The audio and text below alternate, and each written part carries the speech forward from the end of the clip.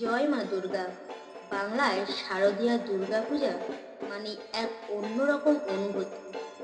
দেবীর আগমনে সঙ্গে সঙ্গে চারপাশে ভরে ওঠে আলো, আনন্দ আর ভক্তির সুর।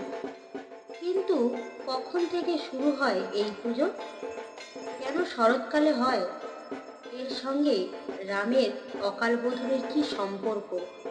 আজ আমরা ধাপে ধাপে জানব শাস্ত্র, ইতিহাস আর ভক্তির কাহিনী। মহিষাসুর এক মহা তপস্যা করে ব্রহ্মার থেকে বর পেল।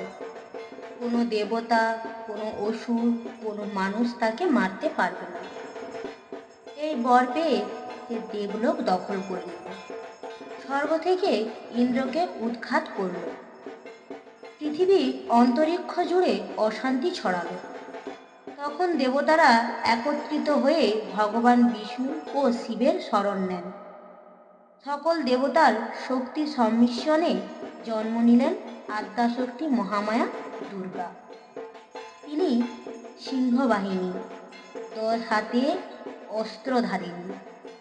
দেবতারা তাকে নানা অস্ত্র দান করলেন। শিব দিলেন ত্রিশূল, বিষ্ণু দিলেন চক্র, ইন্দ্র দিলেন বজ্র, বরুণ দিলেন শঙ্খ, কুবের দিলেন গদা। মহিষাসুরের সঙ্গে 9 রাত ধরে ভয়ঙ্কর যুদ্ধ হলো। নবম দিনে অসুর নিহত হলো আর দশম দিনে দেবীর বিজয় ঘটল। এখান থেকেই দশেরা বা বিজয় দশমী পালিত হয়। কালিকা পুরাণ ও রামায়ণ অনুযায়ী ভগবান রামচন্দ্র যখন রাবণের সঙ্গে যুদ্ধের প্রস্তুতি নিচ্ছিলেন, তখন তিনি দেবী দুর্গার পূজা করার কথা ভাবেন। কিন্তু দেবীর পূজা হতো বাসন্তীকালে, অর্থাৎ বসন্ত ঋতুতে। রাম শরৎকালে পুজো শুরু করলেন, তাই একে বলা হয় অকাল বোধন। পূজার জন্য দরকার ছিল 108টি নীলকমল। তিনি সংগ্রহ করলেন, কিন্তু দেবী তার ভক্তির পরীক্ষা করতে চাইলেন। একটি কমল অদৃশ্য করে দেন।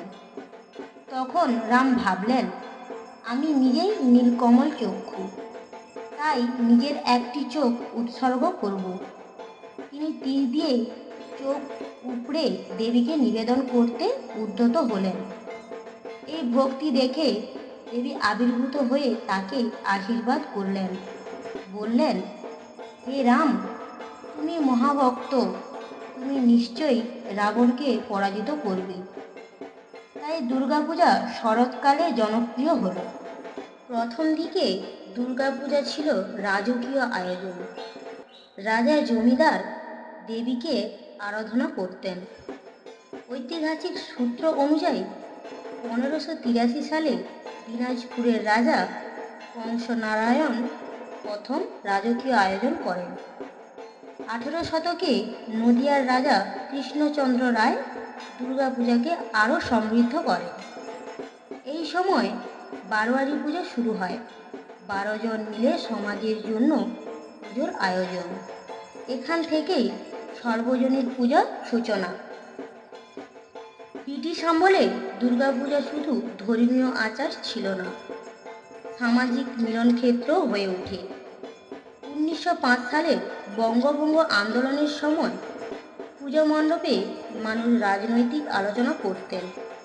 নেতাজি সুভাষচন্দ্র বসু থেকে শুরু করে বিদ্যাসাগর সকলেই দুর্গাপূজাকে সামাজিক ঐক্যের প্রতীক হিসেবে দেখেছিলেন। আজকের দুর্গাপূজাও উৎসব ও বৈজ্ঞানিক দিক। আজ দুর্গাপূজা কেবল পূজা নয়, এটা সাংস্কৃতিক উৎসব। শিল্পী প্রতিমা গড়ে তোলেন, প্যান্ডেল হয় থিমে, ঢাকিরা ঢাক বাজায়, লোকেরা ভিড় করে অঞ্জলি দেয়। পুজোর সময় শঙ্খ বাজানো হয়, এতে পরিবেশ নেগেটিভ এনার্জি দূর হয়। বাতাসে অক্সিজেনে গতি বাড়ে। ধূপ, ধুনাচি, আগরবাতি, এতে জীবাণুনাশক গুণ রয়েছে। একত্রিত প্রার্থনা মানুষের মনে ইতিবাচক শক্তি আনে, মানসিক শান্তি দেয়। দুর্গা হলেন শক্তির প্রতীক। তিনি শেখান জীবনে যত বাধা আসুক, বিশ্বাস আর ভক্তির জোরে তাকে জয় করা সম্ভব। মহিষাসুর যেমন অহংকারের প্রতীক, দেবী দুর্গা তেমনি ধর্ম, শক্তি আর শুভ শক্তির প্রতীক। শারদীয়া দুর্গাপূজা কেবল উৎসব নয়, এটা ভক্তির সাধনা, সমাজের ঐক্য আর শক্তির জাগরণ। রামের অকালবোধন থেকে বাংলার আজকের সার্বজনিক পূজা সবাই আমাদের গৌরবময় ইতিহাস। মা দুর্গার আশীর্বাদে যেন সবার জীবন থেকে অশুভ শক্তি দূর হয় আর শুভ শক্তির বিজয় ঘটে। আপনাদের ভিডিওটি যদি ভালো লেগে থাকে লাইক, কমেন্ট, শেয়ার করতে ভুলবেন না। আপনি যদি চ্যানেলে নতুন হয়ে থাকেন চ্যানেলটি সাবস্ক্রাইব করুন। সামনেই শারদীয়া উৎসব, সবাই ভালো থাকুন, সুস্থ থাকুন। দেখা হচ্ছে পরের ভিডিওতে। নমস্কার।